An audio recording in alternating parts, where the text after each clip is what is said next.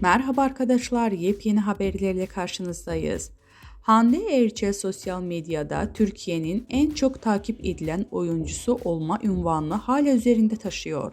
Instagram'da 31 milyon takipçisini geride bırakan Hande Erçel, yeni dizisi Bambaşka Biri ile son dönemde sosyal medyanın gündeminden düşmeyen biri oldu. Güzelliğiyle hayranlarını mest eden oyuncu, Instagram'da paylaştığı seksi pozlarıyla da sıklıkla magazinin basınında konuşulan birisi olmayı başarıyor. Aşk yaşadığı Hakan Sabancı ile sürekli gazeteler sayfalarını süsleyen ünlü oyuncu, ayrıca internet basınında da yoğun şekilde haberleri yapılan isimlerin başında geliyor. Hande Erçel demek, magazin olsun, dizi olsun, YouTube yayın olsun, reyting anlamına geliyor. Erçel ile ilgili yapılan her haber hayranlarına çok yoğun bir şekilde ilgi gösteriyor.